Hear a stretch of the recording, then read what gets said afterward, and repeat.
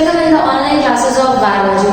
So in my previous lecture, I told you about economic importance of fungi, and today I am going to tell you about harmful roles of fungi. As I told you that whether it is bacteria or it is fungi, both have useful as well as harmful role in human beings' life. So we discussed about uses, and today we are going to discuss about harms of fungi. So the first harm, which is because of fungi, is that human diseases is caused because of several fungi. Several fungi are responsible to cause human diseases in human body. How? Number of skin diseases are caused by fungi. Fungi cause different kinds of disease in our skin. Our skin becomes very much bad for our health, and also high fever and different kind of allergies also occur in our body because of fungi and because of fungal infection. So fungi, most important harm is that they causes different kind of allergies, fever and also skin diseases in human beings. After that, they also cause diseases in plant. Different kind of plant diseases is also occur because of fungi. How diseases in plants occur? Diseases like white rust of crucifer, blight of potato, in which the leaf of potato plant became very blighty, and then powdery mildews, rust in weeds, smuts in maize. These are some of the diseases which are caused because of fungi. So fungi are also responsible to cause different kind of plant diseases. And the last harm which is caused by fungi is spoilage of food. Spoilage of food. As same as bacteria, they also does food spoilage, especially fungi like penicillium, aspergillus, molds like mucorrhizopus. These all are the cases which done food spoilage. So harms of fungi is that they causes human diseases like allergies, skin diseases, fever. They causes plant diseases like blight of potato, rust of crucifers, and smut of maize. And they also cause spoilage of food. And when we eat spoiled food, we also become ill because of that. So these are some of the harmful roles of fungi. That is all about fungi. And now we are going to start our new topic of this chapter. Several topics are remaining still, so we will start that topic. Our next topic is role of bacteria and fungi in decay. Role of bacteria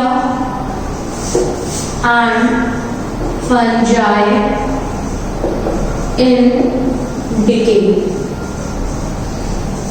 How things became decayed because of bacteria and fungi. As we discussed earlier, the different kinds of bacteria or different kinds of fungi cause decay in foods, cause decay in plants, cause decay in several kinds of things. So certain organisms like saprophytic bacteria and fungi feed on dead remains of plants and animals. They used to feed on dead and decaying matter, and during this process they decompose the complex organic substances. They decompose that into simpler substances, thereby returning the locked up nutrients to the soil, and that is known as biodegradation. The process of biodegradation. Consider it again. What is biodegradation? When bacteria and fungi feed on dead or decaying organism, they give back that nutrients to the soil, and that coming back of nutrients in the soil is known as biodegradation. And because the nutrients came back in the soil became fertile again. So these are some of the things that is why the bacteria and fungi is helpful in decaying of several kinds of matter. The physical environment is the ultimate source of energy which supply plants and animals with all required inorganic metabolites. And from some of these, the required organic metabolites are also manufactured. So all these things continuously causing in the decaying process. And also one more process is done when bacteria and fungi cause decay of economically useful material. Then the process is known as biodeterioration. Then the process became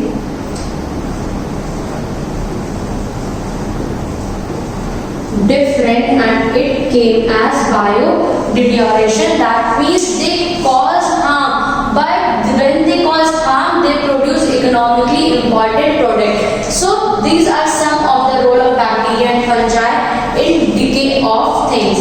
And now the last topic of this chapter, which is preservation of food. Preservation of food. So as we came to know that bacteria and fungi cause different kind of harms to food also. So as a saying says, prevention is better than cure. So we have to preserve our food previously that bacteria and fungi cannot be able to attack our food stuffs. So to protect our food gets spoiled due to bacteria contamination and need to be protected and preserved from bacteria. So several methods are used that our foods can be preserved, and preservation is done so that our foods can be bacteria free or fungi free. So different methods are used for the preservation of food, which we are going to discuss here. The first method is high temperature or sterilization. First method is high temperature or sterilization. The food particles are steamed at 120 degree to 126 degree under 15 lbs pressure for 12 to 19 minutes. And during this period, bacteria, their endospores, and also all other living organisms are killed. This method is used in canning foods. When the foods are going to be canned, before canning, they used to heat that food in a very high temperature, so that in that high temperature all bacteria, their endospores, and other living organisms which are present in that food all became dead, and the food became bacteria free for the preservation. After that, second method which is done is salting. Salt is very helpful to preserve different kinds of food. It is a common method of preservation for fishes, for pickles, etc. When we mix salt in these products, as you know that when we prepare pickle, we used to mix salt in that. Because of salt, that pickle must be preserved for a long duration of time. So treatment with salt for food preservation is termed curing for the food. After that, pasteurization. This is also very important, which is done in our day-to-day life. This is the process which is done every day in our life. This method is firstly done by Louis Pasteur. He is the one who has done this, Louis Pasteur, in 1866. And there are two practices. First, the low temperature method, as we do this in our homes already, that we used to heat the milk, heated to 145 degrees Celsius for 30 minutes. So this process can be done in both the temperature, that is low temperature as well as high temperature. Low and high, both temperature mediums are done in pasteurization. And in this process, we should heat that thing firstly in low temperature, and after that we keep that in the high temperature, so that our treatment kills bacteria and helps to preserve the food well. After that, the next method which is used is low temperature storage.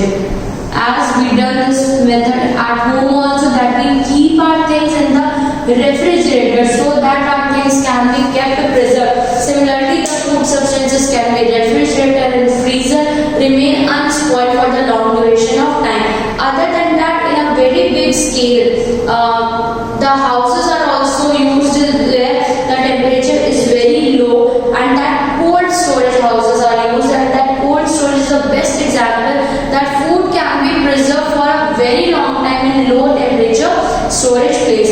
After that, the next process is dehydration. Dehydration is also done to preserve our food. Dehydration of meat, fish, vegetables, foods, etc. Dehydration means reduces the water content of the articles, and thereby the bacterial growth is completely checked. Bacteria is highly favorable in watery condition, so we should remove the water content of these articles, so therefore the things should be preserved easily. And the last thing is preservatives. Different kind of preservatives are used to preserve food material, and that preservatives are helped to preserve different kinds of food, like pickles, jam, jellies. These all can be preserved by salt or sugar, and by doing this we bacteria get plasmolized and subsequently killed with these things only. So that is why the bacteria cannot grow in the food which is preserved already in preservatives. Some chemical preservatives are also there, such as ascorbic acid, sodium benzoic acid, phosphoric acid. All these things are used to preserve our food. So to preserve our food, preservation of food, to keep them away from bacteria, we should do first process is sterilization, that we should keep them boiled in the very high temperature. After that we use salt to preserve that thing. After that we used to keep that thing in the very cold medium. After that bake it in boil it in high temperature so that it can be done. That method is pasteurization, which is discovered by Louis Pasteur. After that we keep our things in low temperature storage like refrigerator, cold storage, freezer, etc. After that dehydration, that we should remove all the water from the thing. And after preservatives, several types of chemicals or salt or sugar can be used to preserve our material. So students, that's all for today. We have completed this chapter. Now you will revise this chapter and make your notes and read this chapter thoroughly. Thank you.